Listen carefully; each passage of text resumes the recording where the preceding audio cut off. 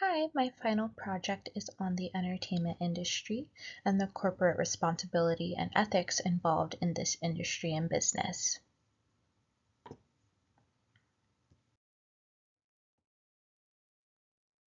So first we're going to talk about the current issues in the entertainment industry and then also go through some procedures and policies that could help solve these. We're going to be talking about the misuse of open writing calls and the theft of ideas, contract fingling/infringement, the abuse of NDAs, sexual harassment, child endangerment, and the use of AI. The misuse of open writing calls and the theft of ideas.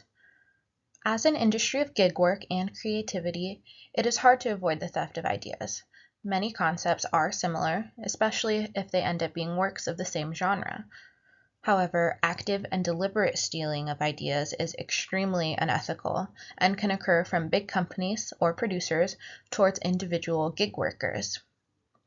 Christopher Schiller, a New York transactional entertainment attorney, states that some producers have been known to invite a number of high-caliber writers to workshop an idea, with no actual intention of hiring any of them, and instead he'll go on to hire a cheaper writer to take on all the great notes that came out of that workshop and approaches, and to make a script out of that.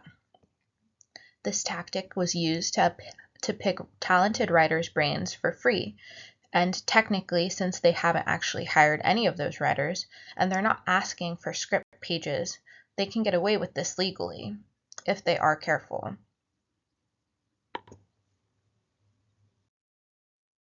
Contract fingling/infringement. In this industry, it's common for producers to attempt to influence even well-negotiated contracts for their own personal gain. Sometimes a contractual agreement is not even enough to make the other party uphold their end of the agreement, and they will use this breach of contract as a strategy. This unethical and illegal strategy involves agreeing to things with no actual intention of proper performance. They'll prey on those who have little means, little to no bargaining power, and small finances to fight for their own rights. They will take advantage of the probability that they can ignore the obligations with little to no consequences, and that the other party cannot afford to enforce their rights. They'll assume the other party does not have the authority either to impact their reputation if this unethical way of doing business were to be publicized. They bet on this idea that the other person is just a regular individual with no funds and no reputation.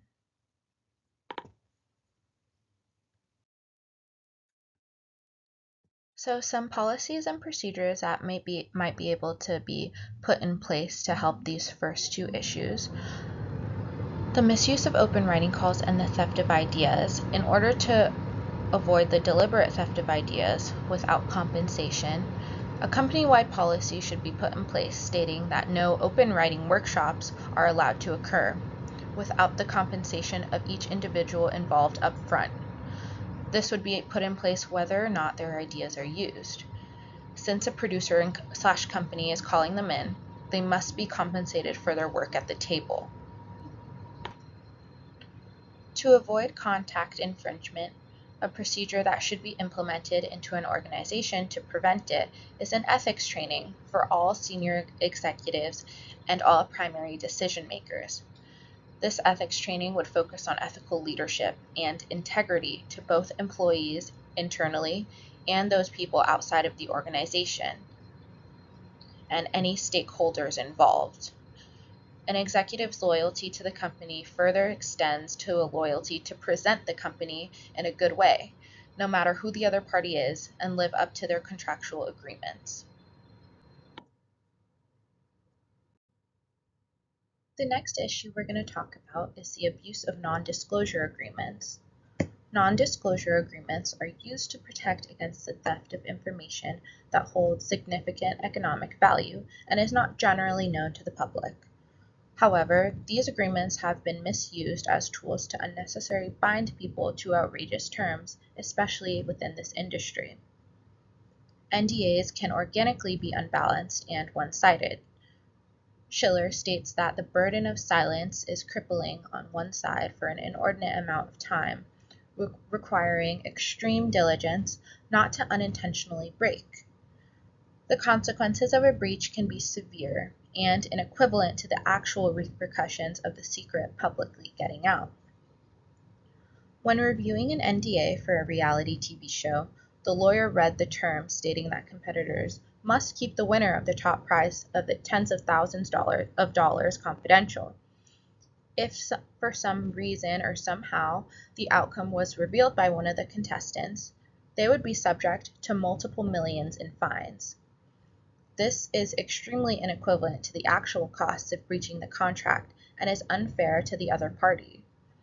Even if you account for a loss of viewership because of the secret getting out, this is still extremely inequivalent. Luckily, it is known by the courts that these abuses still exist, and NDAs are enforced with suspicion. Conditions similar to those of non-disclosure agreements are used to silence the truth for a financial settlement. They are still used greatly in the entertainment industry. However, this immoral use is completely unenforceable if the secrets to be covered up are illegal. A good example of this would be Harvey Weinstein and the Me Too movement. Ex-film producer Harvey Weinstein used NDAs to silence victim survivors from speaking out against sexual harassment. Due to NDAs, it took multiple years for his behavior to become publicly known, and predators like him still use them to hide the reality of their behavior.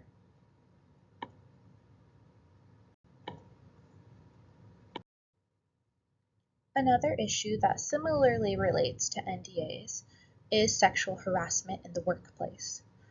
According to Byers and Stanberry, employers have an ethical and a legal duty to provide a workplace fully free of harassment from all types, including that based on sex, race, religion, national origin, and any other protected status, including disability. Employees should not be expected to work in an atmosphere where they feel harassed, prejudiced against, or in any way disadvantaged. EEOC guidelines state that it is unlawful to sexually harass a person at work because of that person's sex, either through explicit offers in exchange for sexual favors or through actions at a broader, more systemic level that create a hostile working environment. Harvey Weinstein is a former producer and a main perpetrator of sexual assault crimes in the entertainment industry. Over 80 women have accused Weinstein of sexual misconduct. The main settlement started back in 2017 when 3 women accused him of unwanted sexual harassment. From there, women in the industry came out about their experiences with him, including actresses and models, some of whom were minors and too afraid to speak up before because of his power in the industry. These accusations went back a full decade from things he had done. A 2020 survey performed by the Anita Hill-led Hollywood Commission asked 5,399 women who worked in the entertainment industry about their experience with sexual harassment. More than 2,250 of the women surveyed reported having unwanted sexual attention at work, and over 1,000 of them said that they were subjected to sexual coercion. 5% of the women surveyed are victims of sexual assault. According to Forbes, gender harassment, including jokes and sexually crude gender-based terms, was most common. The second common form of harassment was unwanted attention, and the third is coercion, where sexual cooperation was tied to promotions or preferential treatment and sexual assault. Which included a range of unwanted acts from unwanted kissing and groping to non-consensual sexual intercourse. Men in the industry also reported being victims of sexual harassment when they were surveyed as well. They reported it at about half the rate that of women, and younger individuals, both men and women, are the main targets for this. We will now look at some policies and procedures for these next two issues that we've just seen. For non-disclosure agreements to prevent the misuse of NDAs, a company must put in a policy that only allows the use of an NDA for very specific and necessary reasons. It cannot be allowed to be thrown around to anything that they would like to have kept confidential. It should also be so that the breach of contract consequences are no more than over 30% of half of the estimated equivalent losses. Dealing with sexual harassment in an organization is difficult. It should involve something more than just a yearly ethics training consisting of computerized harassment programs, but issues must be addressed head-on, and there must be a change in the company culture. To make sure it does not go unnoticed, a zero-tolerance policy can be put in place. This would also include no room for retaliation if people were to report any sexual harassment.